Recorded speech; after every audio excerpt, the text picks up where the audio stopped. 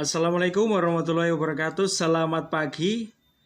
Masih bersama saya di Sapuan Channel ya. Pagi kali ini kita akan membahas barang apa aja sih yang dibawa seorang sales itu.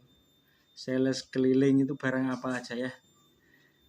Pertemuan kali ini kita akan review barang apa aja sih yang dibawa seorang sales itu ya. Mari ikuti kelanjutannya ya. Seorang sales keliling itu bawa barang pertama yang harus dibawa, yang harus ada, yaitu ini ya. Ini korek api.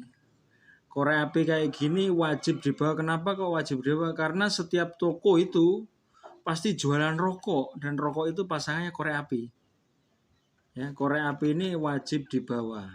Kalau ditanya untungnya korek api ini ya sedikit lah, maksudnya sedikit dalam artian nggak banyak, cuman kan kali, maksudnya kali gimana, maksudnya ini isinya 50 biji, jadi sedikit dari yang sedikit itu kali 50 kan nanti jadi banyak ya. Ini pertama korek api. Yang kedua yang harus dibawa atau wajib dibawa yaitu ini ya. Ini adalah lem G atau lem Cina. Kalau tempat saya namanya lem G. Ini kayak gini, saya buatin satu dalamnya. Ini kayak gini ya. Ini sangat wajib dibawa karena di daerah saya ini sangat laku dan setiap toko pasti punya ini. Setiap toko pasti punya yang namanya lem kayak gini. Ini kalau tanya untung ya sama kayak korek api. Ini isinya 50. Kalau untung sedikit ngambilnya banyak, nanti jadi banyak juga ya. Ini lem G ini sangat dicari nih sama toko ini ya. Yang berikutnya yang laku yaitu kayak alat-alat tulis ya, kayak ini pulpen. Ini pulpen ini satu pak ya. Satu pak ini warung itu kalau jual ini 1000-an. Kalau kita jual ke warung itu ya 8.000 lah, isinya 12 ini. Warung masih dapat 4.000. Ini untungnya juga sedikit. Tapi kan kadang ada warung yang ngambil ini kan bukan cuma satu pak. Ada yang 2, ada yang 3, kayak gitu ya. Yang berikutnya ada, kalau itu tadi pulpen ya. Nah, kalau ini pensil. Ini pensil murah, harganya juga sama. Kalau di daerah saya ini masih 1000-an ya. Tapi nggak tahu kalau di luar Jawa sana ya. Soalnya di luar Jawa banyak nanti lebih mahal biasanya. Yang berikutnya nih. Ini penghapus. Ini termasuk untungnya sangat besar ya. Ini penghapus isinya 40 ini. Isinya 40. Harganya cuman berapa? Cuman 13.000. Nah, ini mau dijual berapa terserah, mau dijual 24, 25. Yang jelas warung untungnya cuman yang jelas warung jualnya cuma 1000 ya. 40.000 nih kalau di toko ini. Kalau kita mau cari untung terserah untung berapa ya. Nah, gitu.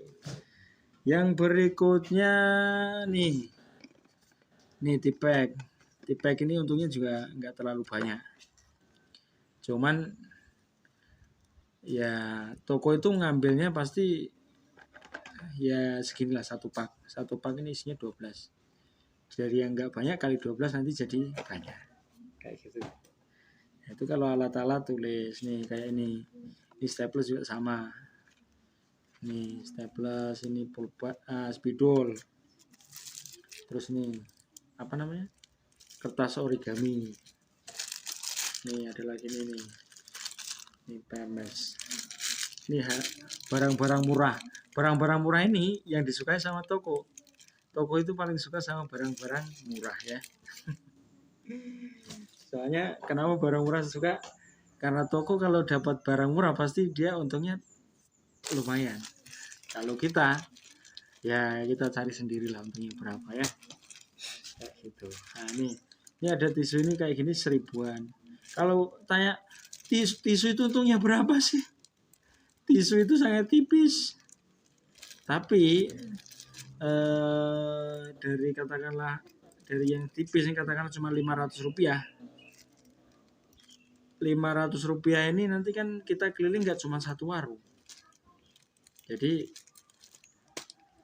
nanti kita akan ketemu beberapa warung dan setiap warung itu belinya nggak cuma satu biasanya.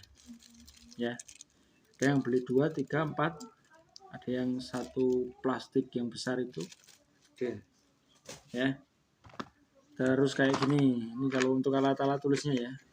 Nah, tulisnya gini kayak spidol besar. Kayak gini. Ini ya lumayan lah ya. Terus ada lagi nih, ini kalau untuk sales alat-alat tulisnya ini lem kertas ini ya. Terus ada nih, ini kayak gini nih, Oke Plus, Hansa Plus kayak gini. Ini kalau di kampung ini masih laku ini ya, masih bisa lah kejual, isinya banyak soalnya.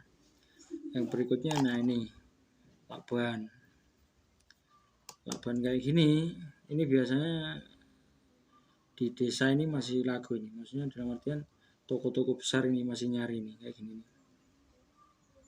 Ya. Terus apa lagi nih? Nah, nih. Apalagi kayak gini nih. Ini toko paling suka. Kenapa saya ngomong paling suka? Ini isinya banyak. Ini jualnya toko 1000-an. Sedang kita jual ke toko, masih untung 5.000 lebih lah. Ini kalau toko ini jual ini. Ya, senang ini toko ini kalau nemu barang-barang murah ini ya. Ada lagi produk-produk lain ya. Ini kayak gini. Kayak ini kapur baru kayak gini. Itu kalau di kampung masih laku ya, masih laku keras. Terus apalagi kita cari ya, masih banyak nih kayak gini nih. Ini kalau di desa kalau di desa ini aneh nih, apalagi deket sawah. Nah, ini laku ini ya. Ini tali rafia. Tali rafia itu kalau musim panen, wah lumayan banyak. Ini yang besar ya. Ada yang ukuran yang kecil-kecil itu, ada yang dijual ngecernya 1.000, ada yang 2.000, ada yang 5.000, itu ada. Nah kebetulan punya saya habis itu yang kecil-kecil, ini tinggal yang besar ya. Kalau tali rafia kayak gini, semakin kecil ukurannya itu semakin menguntungkan. Kenapa saya bilang kayak gitu? Yang ngecer 2.000, yang ngecer 4.000 atau 5.000 itu menguntungkan buat sales. Ya untungnya masih di atas 5.000 lah, lumayan ya. Terus apa lagi kita lihat nih, bentar. Ini ada sendal juga ada nih kita ya. Sendal juga ada. Ini ada. Ini saya juga punya sendal nih, sendal murah banget ini. Ya. Terus apa lagi nih? Saya kasih lihat dulu. Ini ada lampu-lampu kayak gini ya. Kalau untuk lampu sendiri ini untungnya lumayan ya. 5 watt, 10 watt, 15, 20, ada yang 30, ada yang 40. Lampu. Nah, suatu hari nanti saya review tentang lampu, karena lampu ini agak banyak untungnya ya. Tapi lain kesempatan nanti saya bikin video lagi. Bentar, saya carikan barang lainnya ya. Ya, ada lagi nih alat-alat listrik nih kayak gini nih, alat listrik kayak gini. Ini juga di warung-warung itu juga banyak yang butuhkan ya, ini alat listrik kayak gini. Ini alat-alat listrik kayak gini ya. Hal-hal sepele itu yang kiranya nggak terpikir itu warung banyak itu cari itu kayak gini. Jadi ini alat listrik kayak gini. Stop kontak ya. Sebenarnya sales itu apa yang bisa dijual di bawah ya. Nah, saya ambilkan lagi. hal-hal sepele yang kiranya orang nggak menyadari kalau itu ada cuannya, ada untungnya ya. Ini kayak gini nih. Ini saya barang-barang sales ya. Terus apa ini? Ini kayak gini. Ini kayak gini. Ini racun tikus. Kalau di kampung banyak itu yang butuh ya. Ntar saya carikan lagi ya. Ya. Ini barang kayak gini nih. Ini pensil. Ini kalau di kota ini nggak tahu nih masih laku atau enggak, tapi yang jelas di kampung ini masih banyak yang cari ya. Kayak gitu. Terus ini amplop, ada yang besar, ada yang kecil, dan masih banyak lagi ya. Ini saya nggak bisa nunjukin semua, yang ada di gudang sana masih ada. Alat-alat kebersihan juga ada, sapu taman banyak juga ya. Ya kayak gitu. Terus ini kita mau berbicara mengenai untung atau berapa sih hasilnya.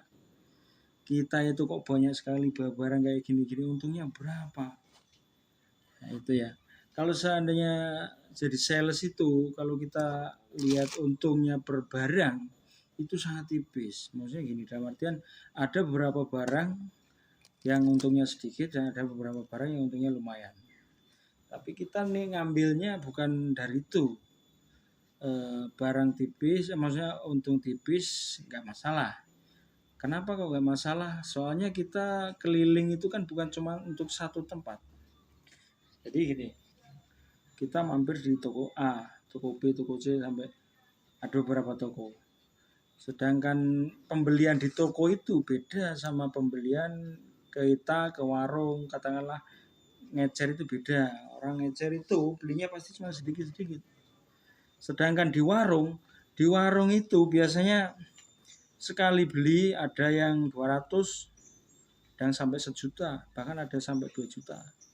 Maksudnya dari semua produk ini totalnya ada yang segitu, ada yang 50, ada yang 100, 200, ada yang 500, bahkan ada yang 1 juta sampai 2 juta ya.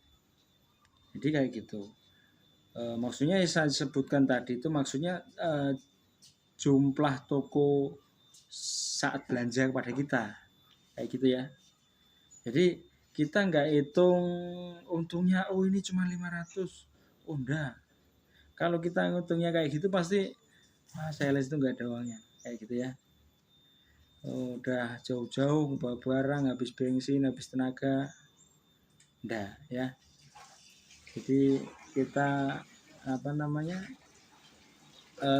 nyari untungnya itu tidak dari persatuan, maksudnya persatu barang ini enggak. Jadi kita ngambil untungnya itu nanti kalau udah pulang nanti udah kelihatan itu berapa ya. Katakanlah untung 500 kali per barang per biji berapa kayak gitu ya. Jadi ya kayak gitu tadi yang saya review tadi ya. Yang saya review tadi itu sebagian barang-barang yang saya bawa saat nyales. Itu masih sebagian, ada beberapa, ada bola, terus ada alat kebersihan banyak sekali ya. Alat kebersihan, ada sarung tangan, ada juga alat pertanian, ada ya. Saya belum bisa review semua ya. Ya intinya kalau sales itu dia nggak bisa kayak orang ngecer. Maksudnya kayak orang ngecer. Kalau orang ngecer atau toko ngecer itu biasanya untungnya lebih besar itu daripada sales. Kalau sales itu cuma sedikit, tapi kali banyak ya. Jadi kayak gitu.